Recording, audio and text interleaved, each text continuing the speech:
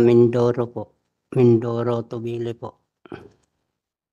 Sa Mindoro, Occidental, Oriental? Oriental po. Oriental. Hmm. Hindi Occidental. Ano ba? Pwede mo naman tanggalin yung iyong face mask para magkaintindihan. Ayan. Galing ka ng Mindoro at nagtrabaho ka rin ba sa mag-asawang Ruiz? Opo, dati po. Dati. Pero ngayon, saan ka nagtatrabaho? Doon sa Paluan, Tubili po. Saan? Tubili. Ano yan? Barangay? Barangay Paluan. Sa Paluan, bayan ng Paluan. Opo. So, ano yung nangyari nung isang linggo na binaril ka? Opo. Ano, panakot lang ata po.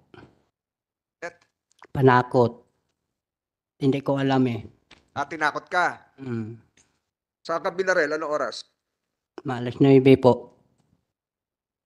Ng umaga, ng gabi? Gabi po. Gabi. Pinasok ka ng Maalas 9. mga PNP. Namumukan mo ba yung mga pulis na pumasok sa iyong tahanan? Opo. Namumukan mo? Pasok sa bahay po. Opo. Na hindi na ko kilala eh. Pero namumukan mo? Hindi po, nakabonet po. Nakabonet. Ilan silang pumasok sa bahay mo? Isa lang po. Isa lang. Tinutukan ka baril o pinutukan ka? Putukan lang po. Buti nakaiwas ka. Tapos papunta ako sa baba, sa likod ng bahay. Sunod sa akin. Putok uli doon sa likod. Kapotok sa taas o Opo. sa'yo? Sa baba na, sa taas na po. Hindi tinutok sa'yo? Hindi po. Pero yung unang putok, Sa loob sa bahay po. ikaw ang binaril. Opo. Kilala mo, hindi mo kilala pero anong uri ito ng tao? Mahabang buhok? Maigsim buhok? Hindi na ko kilala po eh. Hindi mo kilala. Hindi na ko kilala ang mukha. Okay. Nakabunit po. So, hindi mo sasabing PNP yun, Your Honor, ang pumasok sa iyo. Hindi pulis, pwede. Hindi pulis yun. Pulis ba? Hindi naman pulis. O ano? Ano suot? Ano suot? Itim po. Naka-uniforme bang pulis? Hindi po. Naka-civilian? Itim lang naka-jacket po. Tapos Naka-jacket naka-pantalon.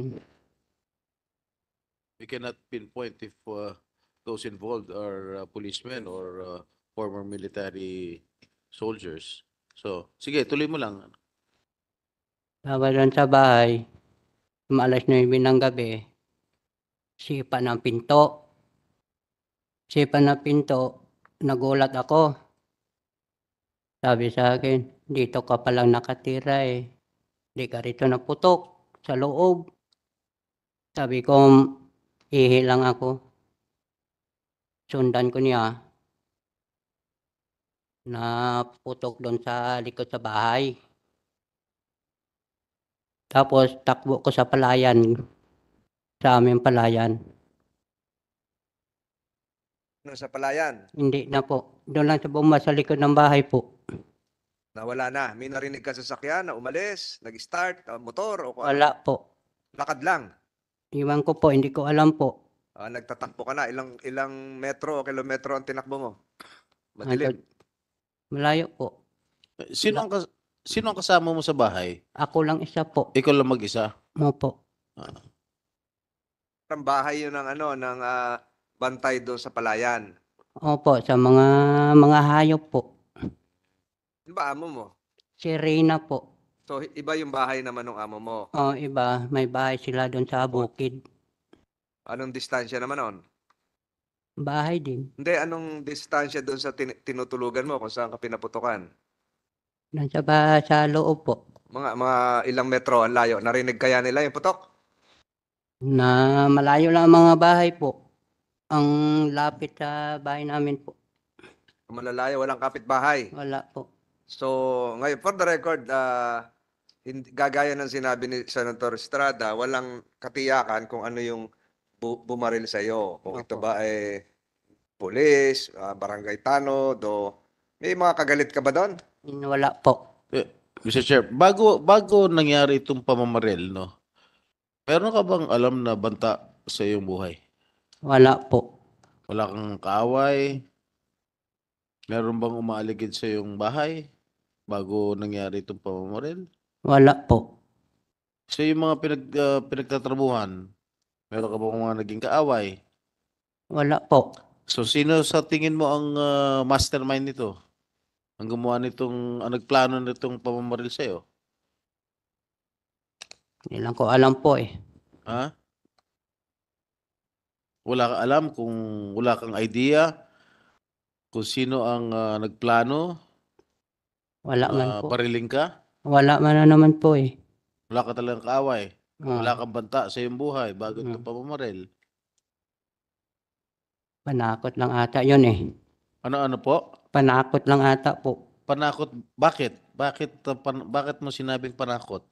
Na nabigla ako eh. Nabigla? Sabihin na bigla. Ako po. Bigla sa Na nagulat ako eh. Bakit nga po? Ah, Wala ka ba naisip kung sino gumawa nitong pagplanong pagpatay sa'yo? wala po. Pero sigurado ka na talagang gusto kong patayin nung mamang nakabonet? O nananakot lang? Nanakot lang ata po eh. So walang intensyon na bariling ka, na patayin ka? Po. Sa tingin mo walang intensyon na patayin ka? Po. Bakit sa tingin mo tinatakot ka lang? Ewan ko po. Bago lang ako doon sa bukid eh. Sino nakakaalam na doon ka nakatira sa bukid? Ewan ko po. Hindi na ko alam. Na gabi pala sila doon. Meron ka bang pinagsabihan na doon ako titira sa bukid? Opo. Meron ka bang pinagsabihan? Wala po. Meron ba nakakaalam sa mga kamag-anak mo, sa mga kaibigan mo, sa Wala. mga kapwa pinagtatrabuhan mo? Wala naman akong mag-anak Na- po eh. Ha? Wala na akong mag-anak. Wala kang kamag-anak. So sa tingin mo talagang sa sarili mong opinion na talagang tinatakot ka lang, hindi talagang papatayin ka. Opo. Hmm? Na may bala na kuan eh. Wala na napapunta sa bahay eh. Ano po? Hindi naman napapunta sa bahay. Hindi, Ellen?